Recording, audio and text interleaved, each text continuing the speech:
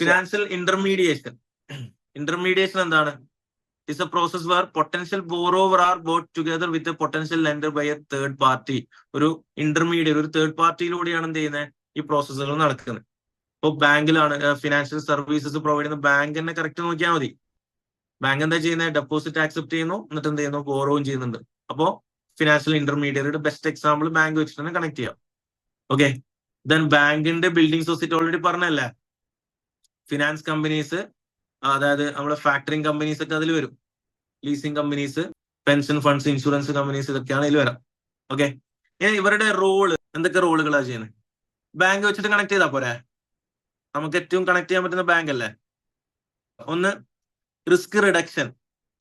ഇപ്പോ ഇർഫാൻ 10 ലക്ഷം ഇർഫാന്റെ ഫ്രണ്ടിന് കടം കൊടുത്തു എന്ന് വിചാരിക്കാം. അതായത് ഇർഫാൻ ആരാണ്? ലെൻഡർ ആണ്. കടം കൊടുത്ത ഫ്രണ്ട് എന്താണ്? ബോറോവർ ആണ്. അപ്പോ ഇർഫാൻ ഉണ്ടാവുന്ന റിസ്ക് ഒന്ന് ചിന്തിച്ചു നോക്കിയാ. ഇർഫാൻ ഫേസ് ചെയ്യുന്ന റിസ്ക് എന്താ?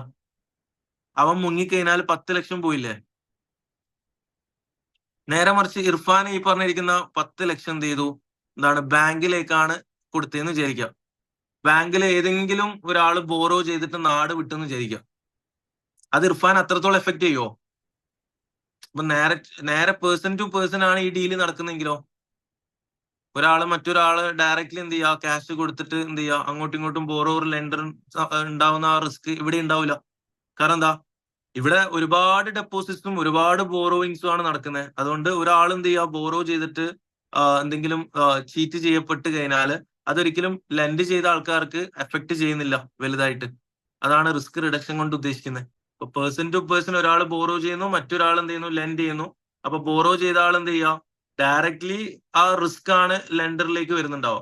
നേരെ മറിച്ച് ഇത് ബാങ്ക് ത്രൂ ആണ് ചെയ്യുന്നെങ്കിലോ, ബാങ്ക് ഒരുപാട് എന്ത് ചെയ്യുക?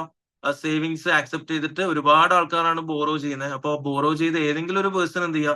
എന്തെങ്കിലും ഒരു ചീറ്റ് ചെയ്യപ്പെട്ട് കഴിഞ്ഞാൽ പോലും അത് ഫണ്ട് കൊടുത്ത ഇൻവെസ്റ്റേഴ്സിന് അത്രത്തോളം എഫക്ട് ചെയ്യുന്നില്ല. അപ്പൊ അത്രയും റിസ്ക് റിഡക്ഷൻ അവിടെ നടക്കുന്നുണ്ട്. രണ്ടാമത്തത് അഗ്രിഗേഷൻ. അഗ്രിഗേഷനിൽ എന്താ വരുന്നത്? ഇപ്പൊ ഒരു ഫ്ലാറ്റ് വാങ്ങാൻ വേണ്ടിക്ക് ഒരു ഫോർ എക്സാമ്പിൾ 1 കോടി വേണമെന്ന് വിചാരിക്കാം. 1 crore ഒരു ഫ്രണ്ടിന്റെ അടുത്ത് നമുക്ക് കടം വാങ്ങാന്ന് പറയുന്നത് പോസിബിൾ ആണോ? ഒരു ഫ്രണ്ടിന്റെ അടുത്ത്, ഒരു ഫാമിലി ആരുടെ അടുത്തെങ്കിലും ഒരു കോടി ഒറ്റയടിക്ക് കടം വാങ്ങാന്ന് പറയുന്നത് അത്രത്തോളം പോസിബിൾ ആണോ? നേരെ മറിച്ച് ഇതേപോലത്തെ ഒരു ഫിനാൻഷ്യൽ ഇന്റർമീഡിയറ്റ് ഉണ്ടെങ്കിൽ നമുക്ക് അത്രയും വലിയൊരു എമൗണ്ട് നമുക്ക് എന്ത് ചെയ്യുന്നുണ്ട്? ഹെൽപ്പ് ചെയ്ത് തരും. അതെന്തുകൊണ്ട് അവർക്ക് പോസിബിൾ ആവുന്നത്? അവർക്ക് എന്തുകൊണ്ടാണ് ഇത്രയും പൈസ നമുക്ക് തരാൻ വേണ്ടി പറ്റുന്നത്? അവര് അത്രയും സേവിങ്സ് ആണ് എന്ത് ചെയ്യുന്നത്? പബ്ലിക്കിന്റെ അടുത്ത് നിന്ന് അക്സെപ്റ്റ് ചെയ്യുന്നത്. അപ്പൊ അത്രയും ഫണ്ട് അവരുടെ അടുത്ത് ഉണ്ട്. അപ്പൊ അതിനെയാണ് അഗ്രിഗേഷൻ എന്ന് പറയാം. അഗ്രിഗേഷൻ എന്ന് പറഞ്ഞാൽ എന്താ? ചെറിയ എമൗണ്ട് എല്ലാം കൂടെ കൂട്ടിയിട്ട് ബിഗർ എമൗണ്ട് ആക്കി മാറുന്ന ആ ഒരു പ്രോസസ്സാണ് ആക്ച്വലി ഇവിടെ അഗ്രിഗേഷൻ കൊണ്ട് ഉദ്ദേശിക്കുന്നത്. ഒരുപാട് സേവിങ്സിന്റെ അഗ്രിഗേറ്റ് എമൗണ്ട് ആണ് അവരുടെ കയ്യിലുള്ളത്. അതുകൊണ്ട് തന്നെ നമുക്ക് എത്ര എമൗണ്ട് വേണമെന്ന് വെച്ച് കഴിഞ്ഞാലും ബാങ്ക് ത്രൂ നമുക്ക് കടം എടുക്കാൻ വേണ്ടി പറ്റും, ബോറോ ചെയ്യാൻ വേണ്ടി പറ്റും. ഹ്യൂജ് എമൗണ്ട് നമുക്ക് കടം എടുക്കാൻ വേണ്ടി പറ്റും. അപ്പൊ അതും ഒരു ഫിനാൻഷ്യൽ ഇന്റർമീഡിയറ്റ് റോളാണ്. അപ്പൊ നമുക്ക് ചെയ്യാൻ പറ്റാത്ത എന്തൊക്കെ കാര്യങ്ങളാണ് ബാങ്ക് ചെയ്യുന്നതെന്ന് ചിന്തിച്ചാൽ മതി. നെക്സ്റ്റ്, മൂന്നാമത്തെ മെച്യൂരിറ്റി ട്രാൻസ്ഫോർമേഷൻ. ഞാൻ നേരത്തെ പറഞ്ഞു, ഇപ്പോ ഒരു 1 crore നമുക്ക് ആവശ്യമുണ്ടെന്ന് വെച്ചാൽ തന്നെ ആരെങ്കിലും ഹെൽപ്പ് ചെയ്തു എന്ന് തന്നെ വിചാരിക്കാം. എത്ര പീരീഡ് വരെ അവര് വെയിറ്റ് ചെയ്യും? ബാങ്ക് എത്ര പീരീഡ് വരെ വെയിറ്റ് ചെയ്യുന്നുണ്ട്? ബാങ്ക് ഒരു ഹോം ലോണിന് എത്ര പീരീഡ് ആണ് നമുക്ക് തരുന്നത്? 20+ years ഒക്കെ നമുക്ക് തരൂലേ? അത്ര ഇയേഴ്സ് ഒക്കെ ആരെങ്കിലും തരുമോ? അപ്പൊ അതെന്തുകൊണ്ട് അവർക്ക് പോസിബിൾ ആവുന്നത്? അത്ര ഇയർ വരെ ലോൺ തരാൻ വേണ്ടി അവർക്ക് എന്തുകൊണ്ട് ഇത് പോസിബിൾ ആവുന്നത്? അവിടെ കറക്റ്റ് ആയിട്ട് ഫണ്ട് റോളിങ് നടക്കുന്നില്ലേ?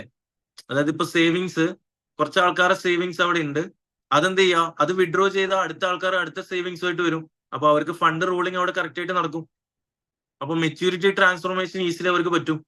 ഇത്രയും പീരീഡിലേക്ക് അവർക്ക് ഫണ്ട് പ്രൊവൈഡ് ചെയ്യുന്ന പറയുന്നത് അവരുടെ പോയിന്റ് ഓഫ് വ്യൂല് ഓപ്പറേഷൻസ് സ്മൂത്ത് ആയിട്ട് നടക്കുകയും ചെയ്യും. കാരണം അത്രയും സേവിങ്സ് മാറി മാറി റോൾ ചെയ്യുന്ന പോലെ ഇങ്ങനെ വന്നുകൊണ്ടേയിരിക്കും.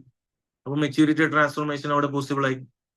Next, financial intermediation. അതാണല്ലോ മെയിൻ. ഫിനാൻഷ്യൽ ഇന്റർമീഡിയറ്റ് ചെയ്യുന്നത് ഫിനാൻഷ്യൽ ഇന്റർമീഡിയേഷൻ ആണ്. ഫിനാൻഷ്യൽ ഇന്റർമീഡിയേഷൻ ആണ് ഡെഫിസിറ്റ് ആൻഡ് സർപ്ലസ് ഫണ്ട് എന്ത് ചെയ്യുക? ഉള്ള ആൾക്കാരെ കണക്ട് ചെയ്യിപ്പിക്കുക എന്നുള്ളതുമാണ് ഏറ്റവും മെയിൻ ഇമ്പോർട്ടന്റ് ആയിട്ടുള്ള ഒരു റോൾ. അതിന് ആര് തന്നെ വേണം? ബാങ്ക് തന്നെ വേണം. ഫണ്ട് കൂടുതലുള്ള സർപ്ലസ് ഉള്ള ആൾക്കാർക്ക് ഇൻവെസ്റ്റ്മെന്റ് ഓപ്ഷൻസും ഉണ്ട്, ഫണ്ട് ഒട്ടും ഇല്ലാത്ത ആൾക്കാർക്ക് ബോറോ ചെയ്യാനുള്ള ഓപ്ഷനും ഉണ്ട്. അപ്പൊ അതാണ് ആക്ച്വലി ഈ ഇന്റർമീഡിയേഷൻ കൊണ്ട് ഉദ്ദേശിക്കുന്നത് തന്നെ. ലാസ്റ്റ് ഏരിയ ആണ് ഈ ചാപ്റ്ററിന്റെ. ട്രഷറി എന്ന് പറഞ്ഞാൽ തന്നെ എന്താ ആക്ച്വലി? ട്രഷറി ഇപ്പൊ നമ്മള് പള്ളിയിൽ ഉണ്ടാവുന്ന ട്രഷറി, അവർക്ക് എന്താ ചെയ്യുന്നത്? കറൻസി മണി റിലേറ്റഡ് ആയിട്ടുള്ള ഫങ്ഷൻസ് അല്ലേ അവിടെ കൂടുതലായിട്ട് വരുന്നുണ്ടാവുക. നമ്മൾ FM കൂടുതൽ പഠിച്ചതും ഈ മണി റിലേറ്റഡ് ആയിട്ടുള്ള കാര്യങ്ങളല്ലേ. അപ്പോ എന്തൊക്കെ കാര്യങ്ങളാണ്, എന്തൊക്കെ ഫങ്ഷൻസ് ആയിരിക്കും ട്രഷറിയുടെ വരുന്നുണ്ടാവുക? Short term management of resources, അതായത് വർക്കിംഗ് ക്യാപിറ്റൽ റിലേറ്റഡ് ആയിട്ടുള്ള ഡിസിഷൻസ്, അതേപോലെ തന്നെ currency management. Okay, short term management of resources അതിലെന്ത് ചെയ്യാം, നമ്മളെ ഷോർട്ട് ടേമിലേക്ക് വരുന്ന ലെൻഡിങ് ബോറോയിങ് ഒക്കെ ഇല്ലേ, വർക്കിംഗ് ക്യാപിറ്റൽ മാനേജ്മെന്റ് സമയത്തൊക്കെ ഡിസ്കസ് ചെയ്ത ഓവർ ഡ്രാഫ്റ്റിന്റെ യൂസേജ് കാര്യങ്ങൾ, അതൊക്കെ കംപ്ലീറ്റ്ലി ഹാൻഡിൽ ചെയ്യുക ട്രഷറിയുടെ ഫംഗ്ഷൻ ആണ്. ഓവർ ഡ്രാഫ്റ്റിന്റെ യൂസേജ്, നമ്മൾ റിസീവബിൾസ് പേബിൾസ് മാനേജ്മെന്റ് ഒക്കെ സമയത്തൊക്കെ പറഞ്ഞിട്ടില്ലേ, ഡിസ്കൗണ്ടിന്റെ സമയത്ത് സപ്ലയർക്ക് ഡിസ്കൗണ്ട് പീരീഡിൽ അത് എടുക്കണോ വേണ്ടയോ, അല്ല അതിനേക്കാൾ നല്ലത് ഓവർ ഡ്രാഫ്റ്റ് ആണോ, അങ്ങനത്തെ ഡിസിഷൻസ് ഒക്കെ ഉണ്ടല്ലോ ഷോർട്ട് ടേം റിലേറ്റഡ് ആയിട്ടുള്ള കാര്യങ്ങൾ. അതേപോലെ കറൻസി മാനേജ്മെന്റ് ഇല്ലേ, ഫ്യൂച്ചർ വാങ്ങുന്നതാണോ നല്ലത്, ഓപ്ഷൻസ് വാങ്ങുന്നതാണോ നല്ലത്, അതൊക്കെ ട്രഷറിയുടെ ഫംഗ്ഷൻ ആണ്. അത് കംപ്ലീറ്റ്ലി കറൻസി റിലേറ്റഡ് ആയിട്ടുള്ള കാര്യമല്ലേ, മണി റിലേറ്റഡ് ആയിട്ടുള്ള കാര്യമല്ലേ. അതുപോലെ തന്നെ ലോങ് ടേം റിലേറ്റഡ് ആയിട്ടുള്ള ഫണ്ട് റിലേറ്റഡ് ആയിട്ടുള്ള കാര്യം, long term maximisation of share holders wealth. Share ഹോൾഡേഴ്സിന്റെ wealth maximise ചെയ്യാനാണ് നമ്മൾ FM-ന്റെ സകല ഡിസിഷൻസും ഡിസ്കസ് ചെയ്തത്. അതായത് racing long term finance, management of ഡെപ്റ്റ് capacity, ഡെപ്റ്റ് and equity structure എന്ന് പറയുന്ന കംപ്ലീറ്റ്ലി ഫിനാൻസിംഗ് ഡിസിഷൻ ആണ്. റേസിംഗ് ലോങ് ടേം ഫിനാൻസ് കണ്ടെത്താം, ലൈക്ക് ഓർഡിനറി ഷെയർസ്, പ്രിഫറൻസ് ഷെയർസിന്റെ ഒക്കെ ഫണ്ട് യൂസ് ചെയ്യുക. ഡെപ്റ്റിന്റെ എന്താണ് കപ്പാസിറ്റി, ഡെപ്റ്റ് നമ്മൾ എത്ര യൂസ് ചെയ്തു, നമ്മൾ ഗിയറിംഗ് ലെവൽ എന്താണ്, ഗിയറിംഗ് വളരെ കൂടുതലാണെങ്കിൽ നമുക്ക് എക്സ്ട്രാ ഡെപ്റ്റ് എടുക്കാൻ പറ്റൂല, അപ്പൊ അതെങ്ങനെ മാനേജ് ചെയ്യും. ഓക്കെ, അത് പിന്നെ ഡെപ്റ്റ് ആൻഡ് ഇക്വിറ്റി സ്ട്രക്ചർ, അതായത് ക്യാപിറ്റൽ സ്ട്രക്ചർ, ഇത് മൂന്നും ആക്ച്വലി തന്നെയാണ്, സെയിം തന്നെയല്ലേ, അത് ഫിനാൻസിംഗ് ഡിസിഷൻ ആണ്. പിന്നെ ഇൻവെസ്റ്റ്മെന്റ് ഡിസിഷൻ, ഡിവിഡൻഡ് പോളിസി, ഇതൊക്കെ ആക്ച്വലി എന്താണ്, ട്രഷറി ഫംഗ്ഷൻ ആണ്. ട്രഷറി ആണ് ഇതൊക്കെ കൈകാര്യം ചെയ്യുക. പിന്നെ risk management, risk exposure measure ചെയ്യുക, അതിനനുസരിച്ച് നമ്മൾ ഡെറിവേറ്റീവ്സ് പർച്ചേസ് ചെയ്യുക, ഇൻട്രസ്റ്റ് റേറ്റ് ആയിക്കോട്ടെ, ഫോറക്സ് ആയിക്കോട്ടെ, അതിന്റെയൊക്കെ റിസ്ക് മാനേജ്മെന്റും ആരുടെ കൺട്രോളിൽ വരുന്നത്, ട്രഷറി ഫംഗ്ഷന്റെ കൺട്രോളിൽ വരുന്നതാണ്. FM-ന്റെ മേജർ ടോപ്പിക് ആയില്ലേ, short term management of resources like working capital management related ആയിട്ടുള്ള ഫണ്ടിങ് ഡിസിഷൻസും കാര്യങ്ങളൊക്കെ. പിന്നെ ലോങ് ടേമിൽ വരുന്ന financing decision, investment decision, dividend policy എല്ലാം, ഡിവിഡൻഡ് ഡിസിഷൻ ഒക്കെ, പിന്നെ റിസ്ക് മാനേജ്മെന്റ് എല്ലാം. FM ചുരുക്കി പറഞ്ഞ FM-ന്റെ മേജർ കാര്യങ്ങളും മേജർ ഫംഗ്ഷൻസും ഈ ട്രഷറി ഫംഗ്ഷൻസിന്റെ അണ്ടറിലാണ് വരാം. FM പഠിക്കുന്ന കംപ്ലീറ്റ്ലി ട്രഷറി ചെയ്ത് കഴിഞ്ഞാൽ പിന്നെ ഫിനാൻസ് ഡിപ്പാർട്ട്മെന്റ് എന്താ ചെയ്യുന്നത് എന്നുള്ളതായിരിക്കും അടുത്ത ഡൗട്ട് വരാം. സ്വാഭാവികമായിട്ട് നമുക്കൊരു കമ്പാരിസൺ വേണം. അപ്പൊ നമുക്ക് നോക്കാം ട്രഷറി എന്തൊക്കെ ഹാൻഡിൽ ചെയ്യുന്നത് നോക്കിയാൽ. Treasury function concern with provision and use of finance and thus handle the acquisition and custody of fund. Acquisition എന്ന് പറഞ്ഞാൽ obtain the finance and custody of fund. പിന്നെ cost of capital calculation treasury ഫംഗ്ഷനിലാണ് വരുന്നത്. Cost of capital calculate ചെയ്യുക, financial objectives identify ചെയ്യുക, then അതെന്ത് ചെയ്യുക, അത് ഫുൾഫിൽ ചെയ്യാനുള്ള കാര്യങ്ങൾ ചെയ്യുക. Establish corporate financial objective and will identify sources and types of finance. അപ്പോൾ ഫിനാൻഷ്യൽ ഒബ്ജക്റ്റീവ്സ് ഐഡന്റിഫൈ ചെയ്യുക, അതിലുള്ള ഫണ്ട് കാര്യങ്ങൾ, സോഴ്സസും കാര്യങ്ങളൊക്കെ കണ്ടെത്താം. അപ്പൊ ഫിനാൻസ് ഡിപ്പാർട്ട്മെന്റ് ചെയ്യുന്ന കാര്യം എന്താ, നിങ്ങൾ FR പഠിക്കുന്ന കാര്യങ്ങളില്ലേ, അതായത് അക്കൗണ്ടിങ്, റിപ്പോർട്ടിംഗ്, കൺട്രോൾ, അതൊക്കെ ഫിനാൻസ് ഡിപ്പാർട്ട്മെന്റിൽ വരുന്നതാണ്.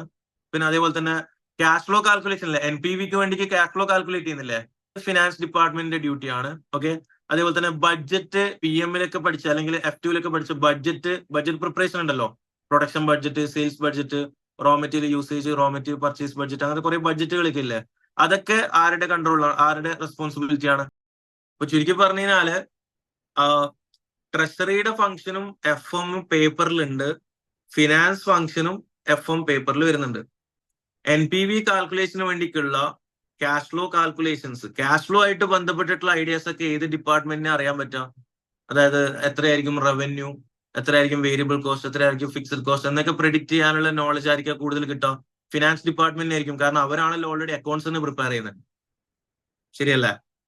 Even accounts FR financial reporting function എന്ന് പറയുന്നത് ഫിനാൻസ് ഡിപ്പാർട്ട്മെന്റിനെ ആണല്ലോ. അപ്പൊ ഓട്ടോമാറ്റിക്കലി അവർക്കാണ് ഈ കാര്യങ്ങളൊക്കെ പ്രെഡിക്റ്റ് ചെയ്യാനൊക്കെ പറ്റുക, ക്യാഷ് ഫ്ലോ കാൽക്കുലേഷൻ ഒക്കെ.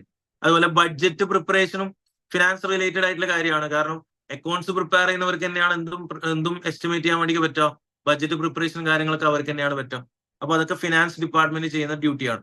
നേരെ മറിച്ച് ഇതേ NPV കാൽക്കുലേറ്റ് ചെയ്യാൻ വേണ്ടിയിട്ടുള്ള കോസ്റ്റ് ഓഫ് ക്യാപിറ്റൽ കാൽക്കുലേറ്റ് ചെയ്യാന്നുള്ളത് ട്രഷറിയുടെ ഫംഗ്ഷനാണ്. കാരണം ട്രഷറിക്ക് എന്തായിരിക്കും അറിയാൻ പറ്റുക, എത്രയായിരിക്കും ഫണ്ട് കോൺട്രിബ്യൂട്ട് ചെയ്താൽ അവർക്ക് കൊടുക്കേണ്ട റിട്ടേൺ എത്രയാണ്, അങ്ങനത്തെ കാര്യങ്ങൾ. അതായത് കംപ്ലീറ്റ്ലി മണി റിലേറ്റഡ് ആയിട്ടുള്ള കാര്യം അല്ലെ. അതായത് ഇപ്പോ മാർക്കറ്റിൽ നിന്ന് ഷെയർ ഇഷ്യൂ ചെയ്താൽ അവർക്ക് എത്ര റിട്ടേൺ കൊടുക്കണം, ബോണ്ട് ഇപ്പോ ലോൺ എടുത്തു കഴിഞ്ഞാൽ അവർക്ക് എത്ര റിട്ടേൺ കൊടുക്കണം, കാരണം അതായിരിക്കും കൂടുതലായിട്ട് അറിയാം. മണി റിലേറ്റഡ് ആയിട്ടുള്ള കാര്യങ്ങളൊക്കെ ആയിരിക്കും അറിയാൻ പറ്റുക, ട്രഷറിക്കാണ്. അപ്പൊ cost of capital completely calculate ചെയ്യുന്ന ആരായിരിക്കും, ട്രഷറി ആയിരിക്കും.